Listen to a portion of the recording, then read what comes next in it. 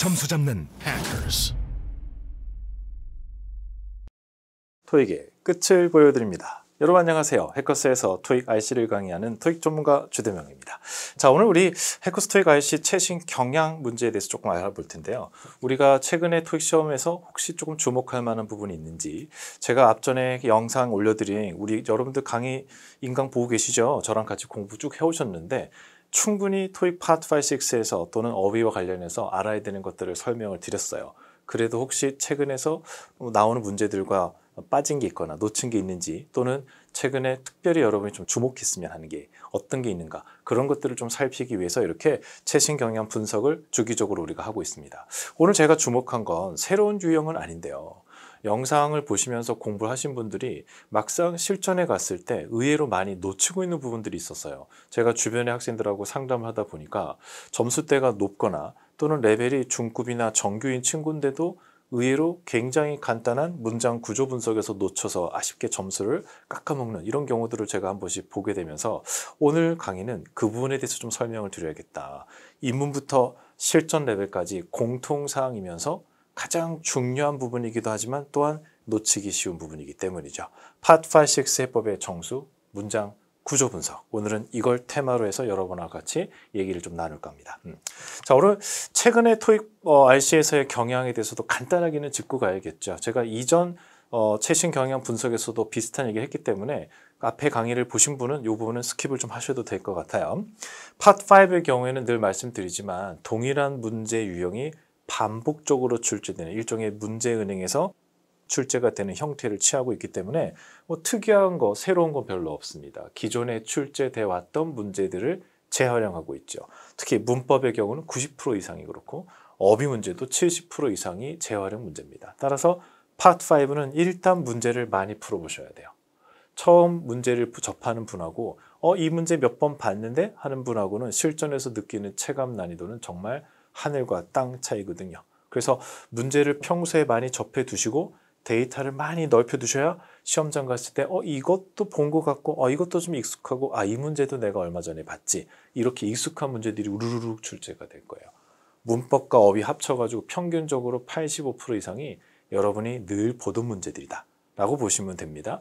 따라서 평소에 굉장히 많은 문제를 풀어보시는데 어디 가면 문제를 풀 수 있지? 굉장히 쉬운 법은 바로 매월 우리가 올라가는 적중예산 강의를 보시는 거예요. 그래서 적중예산 강의 통해서 몇 년치 문제들이 있거든요. 하나씩 문제 풀고 무료 해설 강의도 보시면서 여러분의 파트 5, 6는 이것만 갖고도 충분히 많은 부분들의 학습이 가능하다라는 말 드립니다. 두 번째, 목표 점수가 900 이상이다. 그런 분들은 어려운 문제들이 변수가 될 수 있어요. 그럼 나는 900 이하예요. 800 또는 750만 해도 저는 정말 좋겠어요 하시는 분들은 절대 어려운 문제에 연연하지 마세요. 쉽고 기본적인 문제만 다 맞추더라도 여러분이 원하는 750 이상 또는 800까지 무난하게 점수가 확보가 가능합니다. 기본 문제가 한 70% 되고 난이도 좀 있는 문제가 30%밖에 안 되거든요. 그래서 70%를 다 맞추세요. 그리고 나머지 30%는 객관식이니까 잘 찍으세요. 그중 10%를 맞추면 80%의 정답이 나옵니다. 5점씩 잡으면 400이 넘어가는 거죠. RC 400. AC도 그렇게 그럼 800이 나옵니다. 그래서 기본 문제로도 충분히 토익 800까지 정복이 가능하기 때문에 어려운 문제는 그냥 이렇게 생긴 것도 있구나, 이런 어휘도 있구나 하시고 대신 이거 많이 봤다 이 문제는. 그런 문제는 끝까지 확실하게 정리하고 넘어가는 습관. 그게 필요합니다. 선택과 집중. 우리는 기본 문제에 집중합니다. 자, 파트 6는 어떨까요? 파트 6는 얼핏 보면 파트 5, 6로 우리가 보통 같이 그룹핑을 하기 때문에 파트 5에 더 가까울 거란 생각을 하지만 파트 6는 글 전체의 맥락, 흐름이 있어요. 그 지문 전체의 흐름에서 어휘, 문법, 그리고 문장에 연속되는 알맞은 문장 넣기 이런 것들을 해야 되거든요. 따라서 파트 5보다는 오히려 파트 7에 가깝다고 생각하시는 게 좋습니다. 따라서 파트 6를 푸실 때는 파트 7과 동일하게 누가 누구에게 첫 줄 정독해서 왜 썼는지 파악하시면서 문제 4개를 풀어가신다. 이런 전략을 세우시면 좋겠어요. 알맞은 문장 넣기도 어렵죠. 4문제 들어가 있고 접속 부사도 여전히 많이 난이도가 떨어졌지만 여전히 어려운 편에 속합니다. 대명사 문제 그리고 시제 부분 같은 것들이 난이도를 좀 올려주고 있어요. 파트 6는 파트 5에 비해서 문항수는 절반이지만 난이도는 비슷비슷하다고 보시면 돼요. 따라서 파트 5에 나는 6개 틀려요. 그러면 파트 6에도 5개 틀리는 경우가 있어요. 문항수가 절반인데도 불구하고 오답수는 비슷한 경우가 바로 난이도 때문입니다. 어휘 문제의 경우에는 항상 밑줄 그 주변의 문장에서 전체적인 흐름을 보셔야 되는 게 파트 6의 가장 중요한 점입니다. 밑줄 친 문장만 노려보시면 답 안 나와요. 밑줄 친 문장, 그 바로 다음 문장에서 정답 거의 80%를 주기 때문에 꼭 문제가 있는 문장의 바로 뒤에 문장을 반드시 정독해서 단서를 확보하시기 바랍니다. Part 6에서 그 다음 문장의 정답의 단서가 80%. 이런 얘기는 어느 책에도 적혀 있잖아요. 제가 분석한 부분이니까 잘 정리해서 실전에서도 응용하시기 바랍니다. 자, 그럼 우리는 어떻게 학습 전략을 세워야 할까요? 여러분들이 공부를 하는 방향점, 목표 점수에 따라 조금씩은 다르지만 큰 축은 이렇습니다. 금방 말씀드렸죠. 어려운 문제 욕심내지 마시고요. 기본 문제를 100% 확실하게 언제든지 안정적으로 정답률을 유지할 수 있게 하는 거.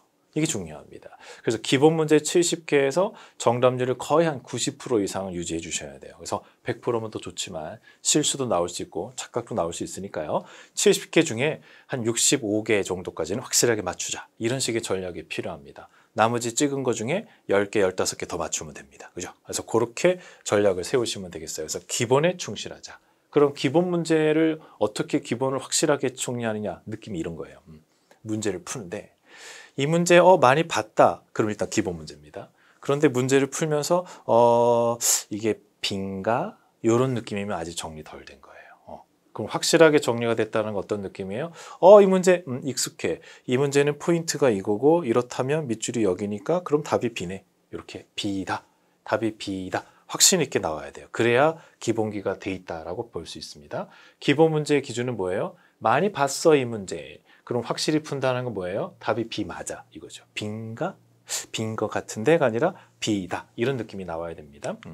독해 같은 경우는 특히 더 그래요. 어휘가 정말 중요합니다. 문장 구조 분석도 중요하지만 제일 중요한 건 어휘력이에요. 어휘력이 좋아져야 고득점으로 갈 수가 있어요. 그리고 어휘가 좋고 문장 구조가 잘 되면 직독직히 읽으면서 바로바로 이해하고 축축축 그런 파7의 시간이 부족한 일이 해결이 됩니다. 파5, 6에서 또 파7까지 같이 연계해서 공부할 수 있는 좋은 방법이 있어요. 그냥 글 전체를 자꾸 소리내서 읽어주는 거. 이것만큼 좋은 공부가 없어요. 언어는 입으로 하는 거예요. 그래서 자꾸 소리내서 읽어주면 말하기, 듣기도 같이 좋아지면서 독해력도 좋아지고 파트 5, 6도 같이 좋아지는 것을 경험할 수가 있습니다. 독해력도 파트 5, 6의 문제 해결력도 높이기 위해서 글 전체를 자꾸 소리내서 읽어주자라는 게 아주 중요한 전략이니까 반드시 실천해 보시기 바랍니다. 자, 우리가 오늘 하게 될 부분은 아까 얘기했어요. 파트 5, 6 문제를 해결하면서 제가 제일 강조하고 싶은 부분 바로 문제 해법의 정수입니다. 문장 구조 분석이죠. 파트 5, 6에서 제일 중요한 요소가 뭐냐 그러면 저는 주저없이 얘기합니다. 문장 구조가 잘 보여야 된다라고요. 그죠? 이게 무슨 말이냐면 토익 시험 자체가 시간이 정해져 있는 time limited test잖아요. 시간 안에 풀어야 돼요. 그 말은 뭐예요? 답을 맞춰도 빠르게 맞춰야 되죠. 그죠? 이러니까 저러니까 이러니까 B다? 이거 하고 이거면 B네. 이거 하고 이 차이죠. 한 문제당 2초, 뭐 길면 3초 차이 얼마 안 될 것 같지만 문항당 3초씩 딜레이가 되면 어떻게 돼요? 남들보다 100문제를 칠 것 같으면 1분 30초에서 2분 가까이 딜레이가 돼요. 그럼 남들보다 2, 3초씩 빠르게 푸신 분은 당연히 2, 3분 더 먼저 시간 세이브 되죠. 그럼 이 둘의 차이는 뭐예요? 6분, 7분 이상 벌어질 수 있습니다. 그러면 문장 구조만 정확히 봐도 다른 사람보다 7분 이상 시간을 세이브할 수 있다고요. 지금 당장 여러분은 7분이 더 생긴다면, 그죠? 맨날 내가 못 푸는 그 5문제 풀고 올 수 있겠구나. 이렇게 생각하시면 돼요. 그래서 기본기가 정말 중요합니다. 누적이 되면 큰 힘을 발휘하는 거죠. 시간 관리가 핵심인데 이때 문장 구조를 빠르게 보면 시간을 세이브할 수 있다. 이런 얘기가 되는 겁니다. 빠르고 정확하게 풀기 위해서 제일 중요한 부분은 바로 밑줄이 무슨 자리인지 문제를 쓱 보고도 무슨 자리다.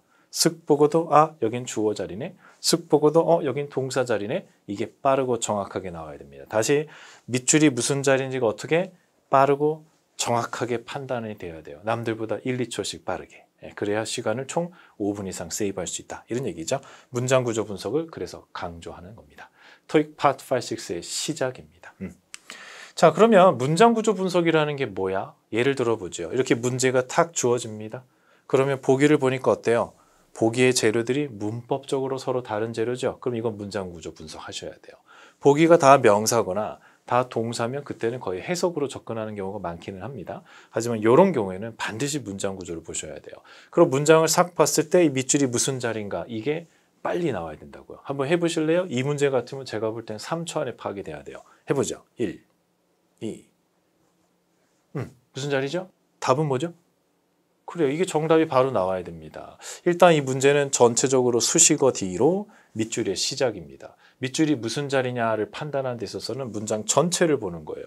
밑줄 뒤로 보니까 동사가 없어. 동사가 없으면 문장이 아니거든. 그래서 이거는 명령문으로 처리해야 되는 그런 문제가 되죠. 이렇게 문제를 딱 봤을 때 2초, 3초 만에 스캔을 딱 해서 밑줄이 무슨 자리인지 판단이 되느냐 안 되느냐.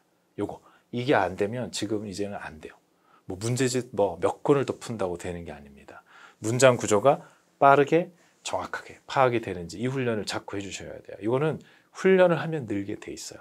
축구 선수로 치면 드리블하는 거랑 비슷해요. 자꾸 하면 늘게 돼요. 그죠? 휴대폰 통화하면서도 드리블을 할 수 있어요. 그죠? 아이스크림 먹으면서도 드리블을 할 수 있어요. 계속하면. 그래서 비슷합니다. 문장 구조 분석은 훈련을 하면 할수록 좋아지고 빨라지고 정확해진다는 거. 그래서 부족하다고 느껴지시면 훈련을 더 하시면 되겠습니다. 자, 문장을 구성하는 재료는 여러분 아시다시피 몇 개 안 돼요. 딱 5개. 주어, 동사, 목적어, 보어, 그리고 수식어. 그럼 밑줄은 이 5개 중에 어느 하나에 해당되겠죠? 그럼 문장을 딱 봤을 때 밑줄이 이 중에 어디에 속하는가를 쓱 보고 팍 찾는 거. 이게 이제 문장 구조 분석이에요. 이 5개 재료 중에 제일 중요한 재료가 누굴까요? 일단은 동사입니다. 주어 뒤에 동사가 와요. 그리고 동사 뒤에는 동사에 따라 뒤에 목적어나 보어 또는 수식어가 오죠. 목적어가 오더라도 to를 쓸래, doing을 쓸래, 대절을 쓸래, 목적어를 2개 쓰지는 않는지 이 모든 것들을 다 누가 지고 있냐면 동사가 지고 있습니다. 동사는 문장 구조 전체를 결정하는 가장 중요한 재료. 그런데 그 동사가 자동사인지 타동사인지 보어를 갖는지 뒤에 to가 오는지 doing이 오는지 전치사로 with를 쓰는지 for를 쓰는지 모르면 그 뒤에 밑줄은 다 힘듭니다. 이 동사 이후의 밑줄은 동사와 관련돼서 문제가 나가는 건데 이 동사가 뒤에 뭐가 오는지를 모르는 거야. 그러면 밑줄에 뭘 넣을 수가 없죠. 근데 많은 학생들이 동사 한글 뜻만 외웁니다. announce 발표하다 알리다 발표하다 알리다 inform 알리다 통보하다 notify 알리다 통보하다 근데 보기에 막 같이 나와. 아니 announce나 inform이나 알리는 건 똑같은데 근데 뭐가 다르겠어? 뒤에 구조 호응이 다르거든요. 그래서 결과적으로는 영어 단어 우리말 뜻 이렇게 외우시는 분 지금 있다면 당장 그만둡니다. 하면 도움은 돼요. 요만큼 큰 도움이 안 돼요. 이왕 공부하실 거면 동사는 그 뒤에 뭐가 오는지 구조까지 같이 외우세요. announce 외우지 마시고 announce something, announce that 이렇게 inform 외우지 말고 inform somebody of something, inform somebody that 이렇게 구조까지 같이 챙기셔야 돼요. 이제부터는 꼭 그렇게 하세요. 이 동사가 뒤에 어떤 구조를 가는지 모르면 동사 이후에 밑줄 친 부분은 무슨 자리인지 정확히 파악할 수 없다라는 얘기입니다. 이건 해석으로 해결할 수 있는 게 아니거든요. 그 다음에 구조 분석에서 두 번째로 중요한 건 바로 수식어예요. 왜? 이 수식어가 문장의 앞, 중간에 덕지덕지 붙어가지고 문장을 복잡하게 만들거든요. 문장을 딱 봤을 때 주어, 동사, 목적어만 있는 구조라고 쳐봐요. 밑줄 어디에다 줘도 이 자리가 무슨 자리인지 단박에 알 수 있잖아요. 그죠? 그런데 왜 우리는 문제를 딱 봤을 때 밑줄이 동사 자리인지 바로 알 수 없죠? 그 이유는 주변에 수식어들이 팍팍팍팍 들어가면서 여러분의 시선을 현란하게 만드는 거죠. 일종의 연막 같은 거예요. 그래서 우리 해커스 교재에서는 수식어를 뭐라고 해요? 거품이라고 부르고 있어요. 그죠? 후 불어서 거품을 걷어내면 알맹이만 남는다. 이렇게 보시면 됩니다. 뼈대만 남기셔야 돼요. 수식어가 많아지면 많아질수록 문장은 복잡해질 수 있고 그러면 착각과 실수로 이어질 수 있다. 그래서 인문 기본에서는 수식어만 몇 개 있어도 구조 파악에서 굉장히 힘겨움을 겪게 됩니다. 그래서 그 부분에 대해서 좀 대비를 좀 해두셔야 되겠어요. 자, 그럼 실전 문제를 통해서 한번 적용해 보도록 하죠. 먼저 1번 문제. 이 문제 같으면 제 기준으로 5초짜리거든요. 그럼 5초 드려볼게요.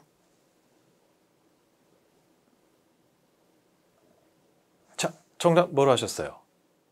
A 또요? B. 오케이. A 아니면 B. 오케이. 좋습니다. 자, 한번 살펴보도록 하죠. 자, 먼저 문장의 맨 앞에는 대체로 주어가 등장하죠. All products and services가 주어면 이렇게 주어 S 표시하세요. 본인의 점수가 900점 이상이다. 그러면 그냥 눈으로 보고 가셔도 되는데 그렇지 않다면 반드시 이렇게 주어 S, 동사의 V 이런 표시하는 습관을 기르세요. 실수는 언제든지 여러분한테 찾아올 수 있거든요. 그래서 실수하지 않도록 미리미리 이런 습관 들이는 거 좋습니다. 그럼 주어 대 밑줄이니까 그럼 동사, 주어, 동사 보기 딱 보니까 동사들이 쫙 있네. 그럼 학생들이 여긴 당연히 동사 자리네 라고 판단하기 쉽습니다. 만약 이게 출제자가 의도했던 거라면, 그죠? 기획한 거라면 조심하셔야 돼요. 생각해 보세요. 주어 뒤에 동사 오지? 근데 보기도 동사지? 그럼 학생들이 당연히 동사를 착각할 수 있죠. 그러나 항상 생각해야 됩니다. 주어 뒤에는 동사도 올 수 있지만 좀 전에 뭐라 그랬어요? 수식어는 언제든 치고 들어올 수 있거든요. 그럼 만약에 주어 뒤에 수식어가 먼저 오면 동사가 밀려날 수도 있다는 거죠. 그래서 이런 문제를 푸실 때는 항상 체계가 필요합니다. 주어 뒤에 밑줄은 동사일 수도 있지만 수식어일 수도 있어. 그럼 따져보자. 이런 기준이 필요한 거죠. 뒤를 쓱 보니까 동사가 뒤에 있어요.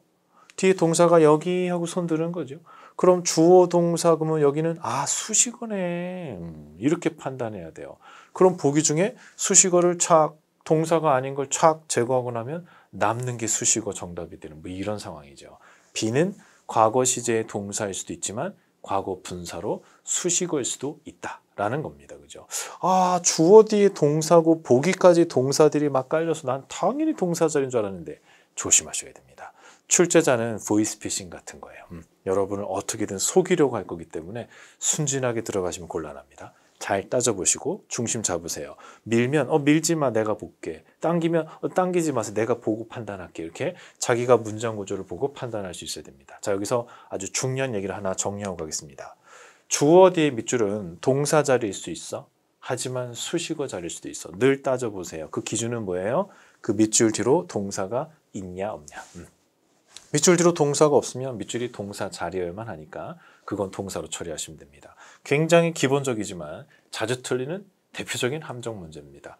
토익이 늘 출제하고 있기 때문에 이번 시험 치러 가셔도 이 문제 만나게 될 겁니다. 신경 써서 처리해 주세요. 두 번째 문제도 한번 구경해 보죠. 이 문제 같은 경우도 제가 볼 땐 5초짜리인데요. 해보죠.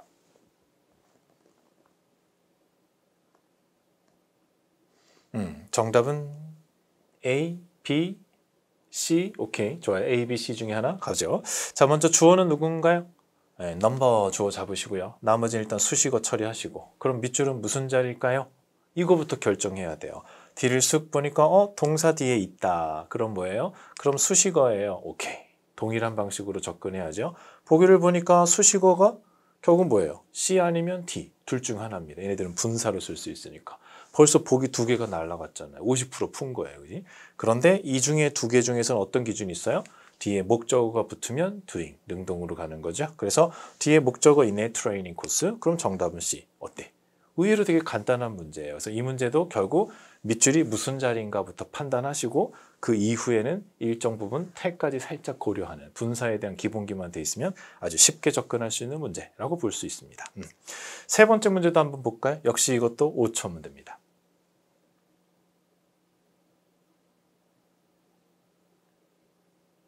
정답은 동사 자리일까요? 한번 같이 따져보죠. 먼저 주어 컴퍼니가 있어요. 근데 그 뒤에 보니까 또 주어 동사가 나와. 이거부터 처리합시다. 이건 뭘까? 주어 뒤에 또 주어 동사의 절.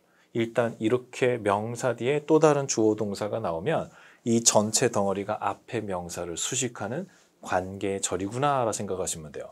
근데 관계절은 관계절인데 이게 뭐 접속사도 없고 왜 그래? 그거는 접속사 위치가 생략돼서 그래요. 목적격 관계대명사는 생략한다. 이런 얘기 들은 적 있으시죠? 자, 그러면 그거를 고려한 상태에서 밑줄이 동사 자리구나. 이렇게 판단해야 돼요. 그럼 이 문제는 뭐가 어려워졌어요? 주어 뒤에 동사가 바로 온 게 아니고 그 사이에 수식어가 길게 들어가면서 이 자리가 무슨 자리인지 놓치도록 만든 그런 의도가 깔려 있는 거죠. 어떤 분은 found 뒤에 타동사니까 뒤에 목적어 자리 해가지고 에이차 이러면 안 됩니다. 그죠? 문장 전체를 보시면서 밑줄이 무슨 자리인가 넓은 시야로 접근하는 게 필요하죠. 그래서 이 자리는 동사 자리예요. 그럼 동사 보기 중에서는 지금 현재 A나 C를 제거하고 B냐 D냐 또 뭐예요?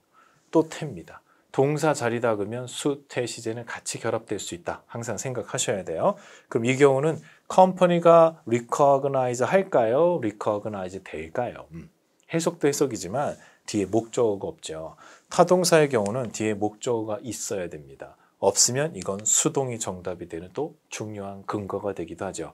오늘은 태까지 막 다 정리하는 시간이 아니에요. 오늘은 문장 구조에 대한 부분이니까 기본 태와 관련된 건 여러분의 기본 문법 강의에서 한 번 더 보충해 주시면 되겠습니다. 자, 그럼 이 문제 통해서 또 짚어볼 하나의 포인트 가져가 볼까요? 수식어가 문장 구조를 복잡하게 만든다. 그죠? 주어 뒤에 수식어가 붙어 들어가면서 밑줄이 무슨 자리인지 알아보기 힘들게 만듭니다. 그럼 어떻게 할까요?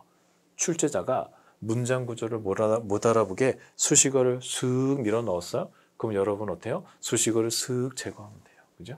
출제자가 넣었어? 그럼 나는 샥샥 빼면 되는 거죠. 그래서 수식어를 제거하면 됩니다. 수식어를 가로 묶으시고 할 말 끝나면 사선 끄시면서 대처해 주시면 됩니다. 수식어가 없다면 당연히 주어, 동사, 목적의 뼈대만 남을 테니까요. 자, 네 번째 문제도 역시 5초 들어볼까요?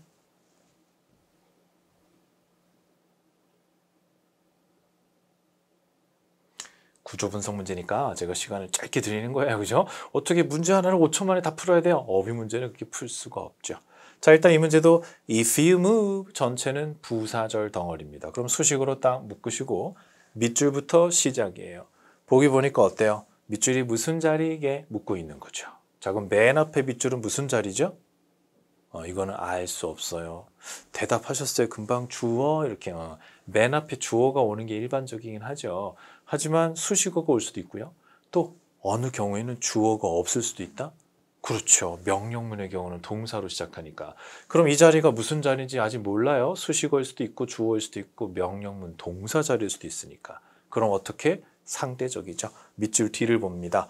Your 어쩌고 저쩌고 information 명사 하나 나와요. 그리고 뒤에 in the company directory as soon as possible까지가 다 수식어 덩어리입니다. 어라? 문장에 명사만 하나 있고 왜 이게 주어 동사 구조가 없어? 주어는 없을 수 있어? 하지만 동사가 없이는 문장이 안 돼요. 물론 동사가 없는 문장도 있기는 해요. Of course 또는 okay 같은 이런 우리 감탄문이라고 하죠. 근데 그거는 문제로 다루지 않거든요. 따라서 반드시 동사는 있어야 됩니다. 그럼 이건 밑줄이 동사 자리네. 주어도 없이 명령문. 명령문은 동사 원형을 쓰는 게 우리가 합의된 상황이죠. 그래서 이거는 왜 정답이 D냐 이것도 밑줄이 동사 자리인 거 명령문인 거 요거 파악하셔야 됩니다. 결국 이 문제 같은 경우도 뭐예요? 밑줄이 무슨 자리인지만 알면 답이 바로 나오기 때문에 제 기준으로 5초짜리다 라고 말씀드린 거죠. 그래서 구조 파악만 정확히 하시면 됩니다. 자, 명령문의 구조는 어때요? Part 5, 6의 문장은 반드시 동사 하나를 갖는다. 전제입니다. 따라서 동사가 없다면 밑줄 외에 동사가 없다면 밑줄이 동사 자리고 그게 맨 앞이라 하더라도 그죠? 주어는 없을 수 있지만 동사가 없는 건 안 돼. 이런 기준을 잡아두세요. 이런 감탄문 빼고는. 자, 또 하나의 문제입니다. 이건 좀 긴가요? 10초 드려볼까요?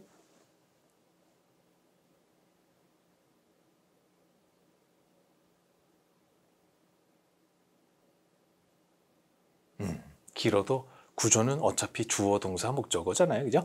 자, 일단 주어 어디로? We put our product through religious test까지 할 말은 끝났어요. 그래서 우리는 우리 제품들을 아주 깐깐한 조사를 거치게 해요까지 끝났어요. 일단 해석이 정확히 되지 않아도 주어는 동사입니다. 전치사구까지 끝난 느낌은 들죠. 그럼 그 뒤에 to ensure that이 일단 하나의 덩어리도 시작합니다. to 부정사 시작이에요. 또한 이렇게 대절 안에 또 다른 주어 동사가 만들어지는 겁니다. 밑줄 그 전체가 밑줄이 어디 속하는지만 알면 돼요. 지금 여기서는 ensure 뒤에 대절 전체 여기서부터 여기까지가 대절 전체거든요. 그 대절 내부의 주어 그리고 밑줄이 무슨 자리냐 이걸 묻는 거죠. 밑줄 뒤로 동사가 없는 것 같은데 그럼 밑줄이 동사 자리겠네 라고 생각하기 쉬워요. 그럼 여기가 동사다 그러면 벌써 또 이렇게 동사가 3개나 있잖아요. 그럼 혼자 이제 수일치도 하시고 막 시제도 보려고 하지. 하지만 여기에는 아주 엄청난 변수가 있어요. 뒤에 our production line 제품군, 제품 종류 라인이죠. 근데 그 뒤에 measure는 뭐야? 수치, 가로, 세로 이렇게 측정된 거 이런 거 그런 뜻으로는 이제 measurement를 쓰고요. measure 자체는 이제 조치란 뜻으로 써요. 물론 명사로서. 하지만 얘가 또한 측정을 하거나 하다 할 때 동사로도 쓸 수 있죠. 그럼 이게 동사로 쓴 건가? 만약 여기서 동사로 쓴 거면 어떻게 돼요? 레더는 measure up 합니다. 우리의 기준에 딱 맞게끔, 수치에 딱 맞게끔 만들어집니다. 그럼 얘가 수식어 덩어리가 되는 이런 상황이 연출될 수도 있는 거죠. 따라서 밑줄이 이게 수식어 자리였네. 그럼 답은 바로 나와요. 이 중에 수식어 A밖에 없으니까. 자, 그럼 이 문제는 밑줄이 수식어 자리다, 동사 자리다 기준이 뭐였어요?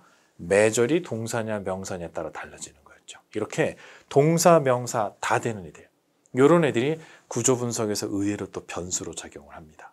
이 아이가 이 문장에서는 명사로 쓴 건지 동사로 쓴 건지 주변을 잘 따져봐야 돼요. 그래서 이런 문제가 난이도가 올라가게 돼요. 그죠? 그래서 measure 자체를 명사로도 take measure처럼 조치란 뜻으로 쓰고 동사로도 측정하다는 뜻으로 쓰고 하니까 여기서는 헷갈릴 수 있습니다. 그래서 동사, 명사 다 되는 아이가 구조 분석에서 변수가 된다까지 정리하고 넘어갈게요. 자, 6번 문제. 이것도 풀고 갈까요? 이거는 5초짜리예요.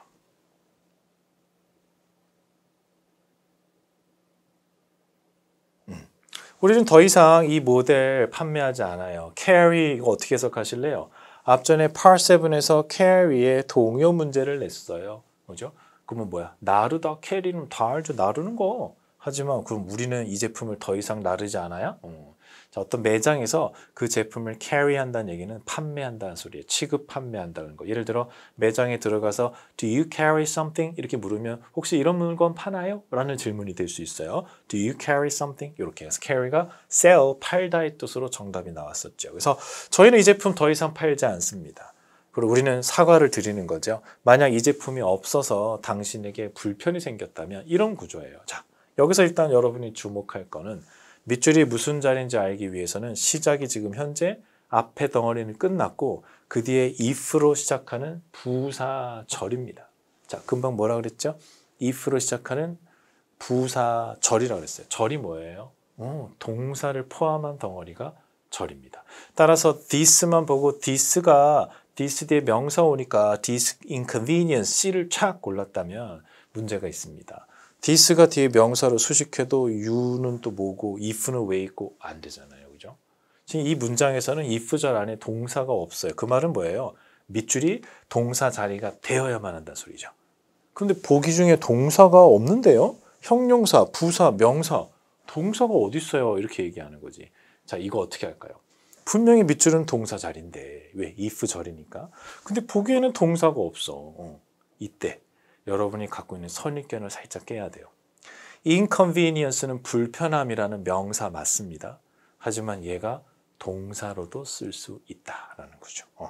따라서 만약에 동사로 쓴다면 this가 단수니까 수일치 생각해서 D가 정답이 되는 이런 엄청난 상황이 연출이 되는 거죠.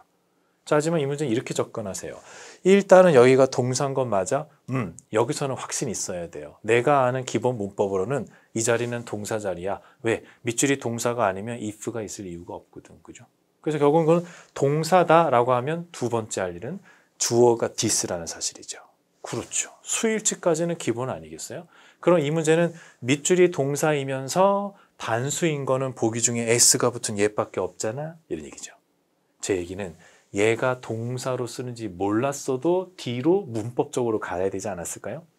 해석이 되지 않았어도 밑줄이 동사인 거 알았고 주어가 this 단수니까 수일치 정도는 해야 되니까. 그죠? 그래서 변명의 여지가 없었네 이런 얘기죠. 그지?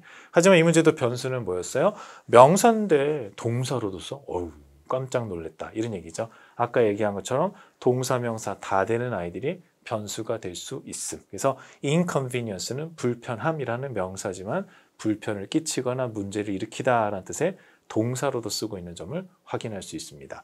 이 문제는 얘가 동사인 걸 꼭 기억해라는 점보다 this 뒤에 밑줄이 무슨 자리인지 if절을 중심으로 동사 자리 캐치하시고 this가 주어니까 수일치 정도 할 수 있는지를 점검하는 데 초점을 주세요.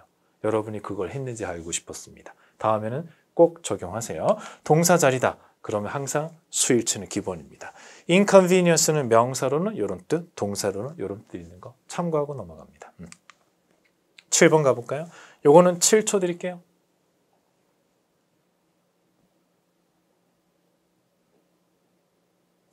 사실 이 문제는 7분을 줘도 안 나옵니다. 모르면 안 나옵니다. 7초 안에 안 나오면 안 나오는 겁니다.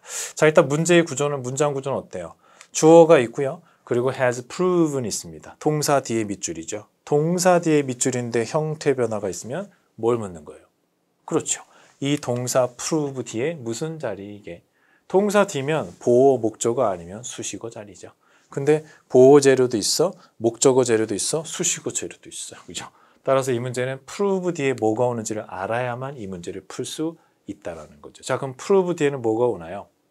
무엇을 입증해 보이다. 목적어도 올 수 있고요. 또 주어가 보호로 판명이 나다 할 때는 또 보호도 올 수 있어요.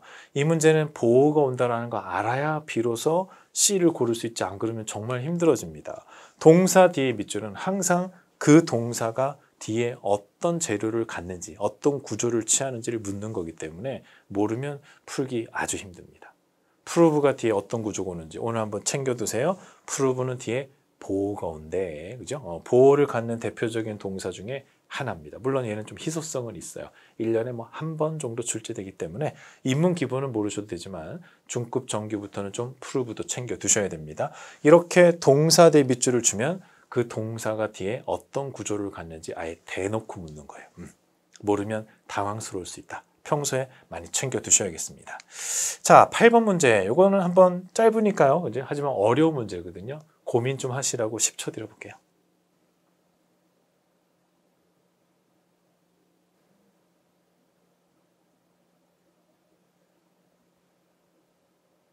자, 이런 것도 여러분이 잘 풀 수 있어야 돼요. 어떻게 돼요? Your parking pass가 주어는 쉽게 있고요. would be 비동사 있고요. 그럼 밑줄이니까 뭐야? 비동사 뒤에 보호자리잖아요. 보호자리. 그래가지고 보기를 탁 들어가려고 보면 clear 형용사나 분사 있습니다. 자, 그리고 뒤에 전치사구는 보통 수식어로 인지하니까. 근데 자, 그렇다. 오케이. 근데 문제는 답이 없어. A를 넣어도 주차증은 명료해야 된다. 주차증은 클리어 되어야 된다. 주차증이 클리어 하고 있어야 되는데 뭐 다 안 돼요. 이상해요.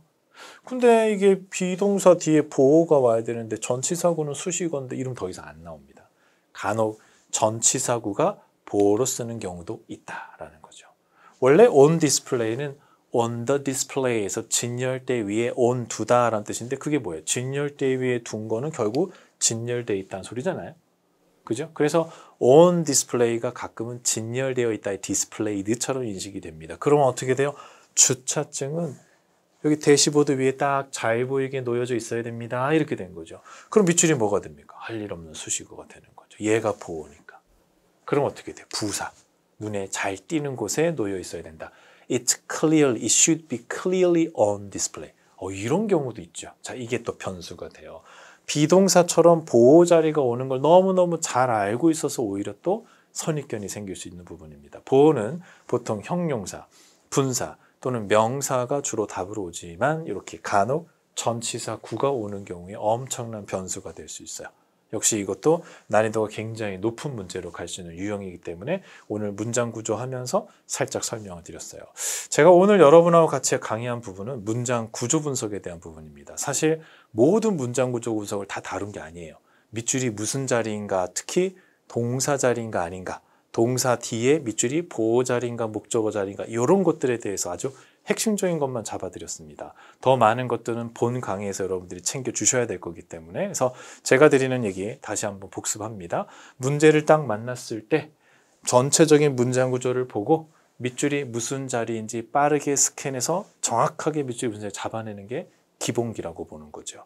그게 빠르고 정확해야 그 누적된 시간에서 시간을 세이브해서 파7을 시간에 다 풀 수 있는 마지막 결과물까지 만들어낼 수가 있어요. 그래서 문장 구조 분석만 정확히 해주셔도 파트 5, 6가 빠르고 정확해지고 독해도 빨라진다라는 겁니다. 훈련 열심히 해주시기 바랍니다. 자, 문장 구조 파악에서의 실전 기술은 단순히 밑줄 앞뒤만 보면 안 돼요. 문장 전체를 보면서 밑줄이 무슨 자리인가 판단하는 게 핵심이라는 거 한 번 더 얘기하고 갑니다.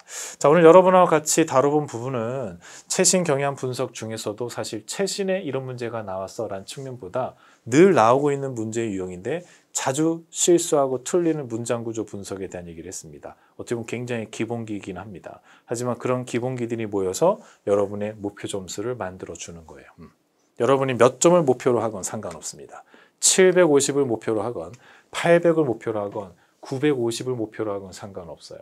어차피 그 점수가 올라가면 올라갈수록 사실상 어휘력의 차이는 많이 날 수 있지만 기본기 차이는 나지 않는다는 거죠. 따라서 여러분이 600을 목표로 하건 900을 목표로 하건 기본 문장 구조 분석은 항상 기본기로 작용을 해야 됩니다.